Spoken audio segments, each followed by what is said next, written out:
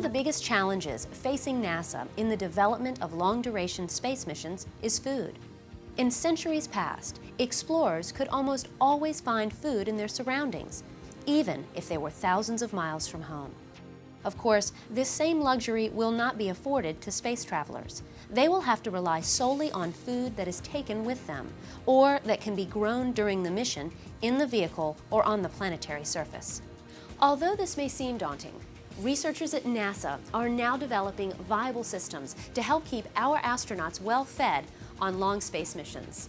I spoke with National Space Biomedical Research Institute food scientist, Dr. Michelle Perchanik, here at NASA Johnson Space Center to find out more. Well, we have several goals. First is safety. We have to make sure the food is safe so that the crew doesn't get sick. Second of all, we have to make sure it's nutritious. The crew is getting all of their nutrition from the food. And thirdly is acceptability. If the food isn't acceptable, the crew is not going to like it. And we know that as the duration of the missions get longer, we need to make sure that that food is acceptable to them.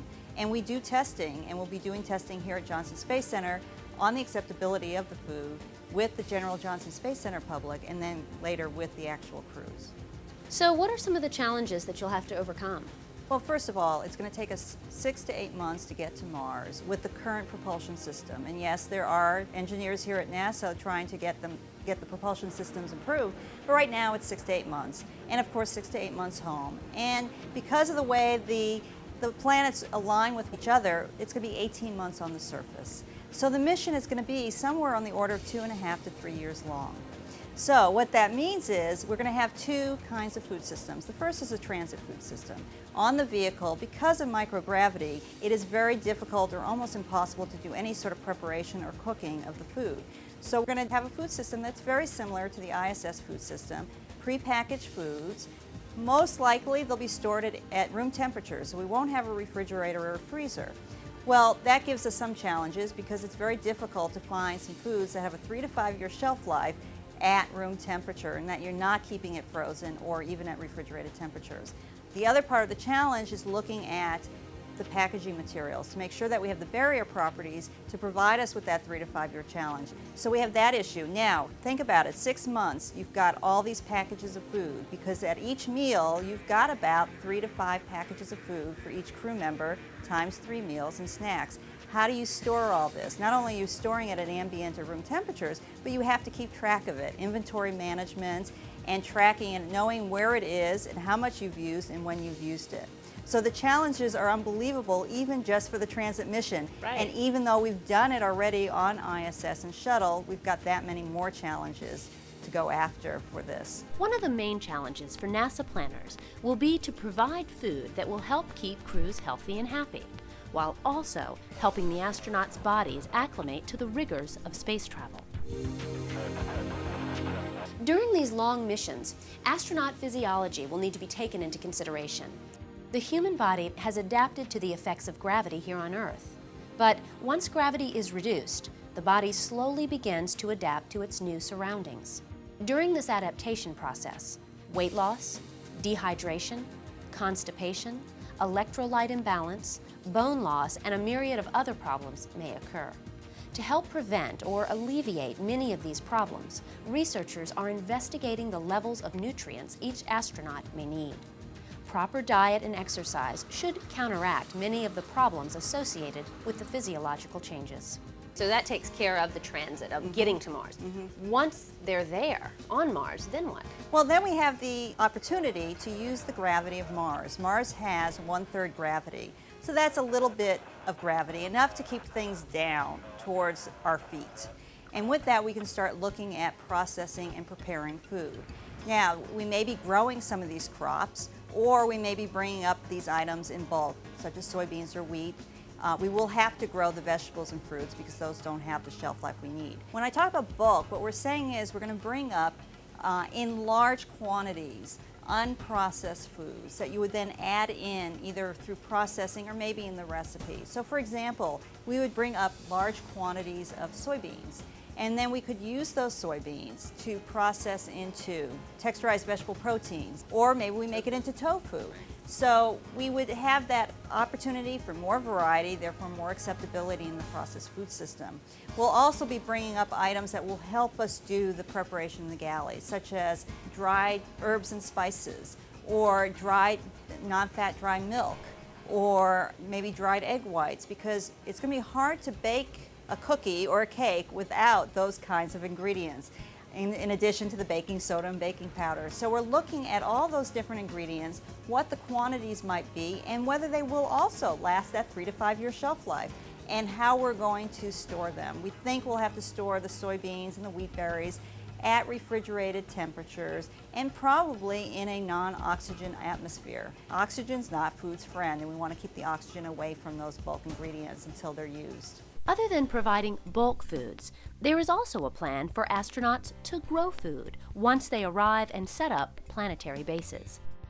The plan would consist of crews growing crops hydroponically, which means to grow the food by using water rather than soil. Having fresh crops would not only provide variety in the menu, but would also offer great psychological benefits to the crews as well. With both fresh foods and bulk ingredients, crews would be able to process many of the foods that they would be eating. Processing food would consist of taking one type of food and making it into many different types of foods. As Michelle mentioned, foods such as soybeans could be processed and made into tofu, soy milk, soy oil, soy flour, and many other items. Other foods that would be ideal for processing include potatoes, wheat, rice, tomatoes, and peanuts. With the right equipment, crews could potentially grow and process large amounts of the food they would need to survive on site, rather than solely relying on food from Earth. Well, processing is not so hard down here, but now we need to worry about not bringing up too much weight, too much volume, and trying to be multifunctional with the equipment. For example, maybe a piece of equipment will not only make pasta, but it'll also mill wheat berries, and it may also make cereal for breakfast. Crew time is an issue. You don't want the crew to be spending all their time processing and preparing the foods, because they want to be out there exploring and doing real science.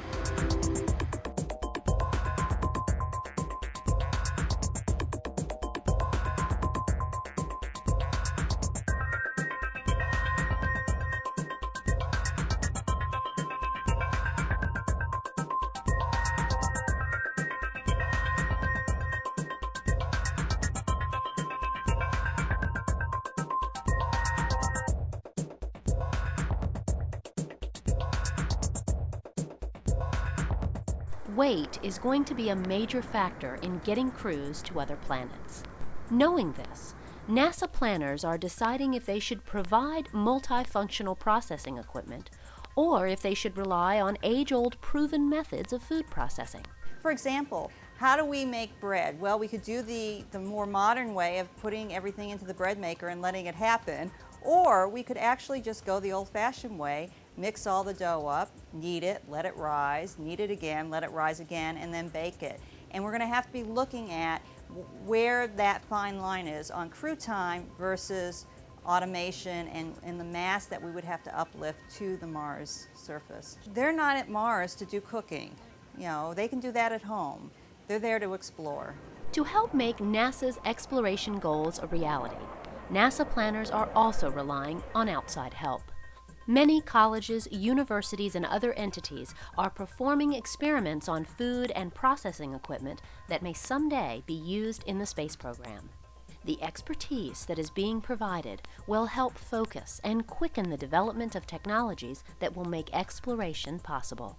We are a small group here, and we're not the experts in everything, so we go externally. For example, we have a researcher at UC Davis looking at developing, and he's actually built a prototype on a multi-purpose fruit and vegetable processor, testing it using tomatoes, but again, a multi-purpose piece of equipment that will dice, cut, concentrate the tomatoes or anything else.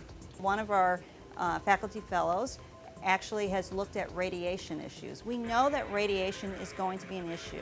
We know it for the crew as well as, we believe, for the food, but we don't know at what extent. So Dr. Wilson's been working on how radiation affects soybean functionality, and he's looking at it on two sides. Again, the safety side. If you're going to bring up bulk ingredients, you need to make sure they're clean and safe before you bring them up.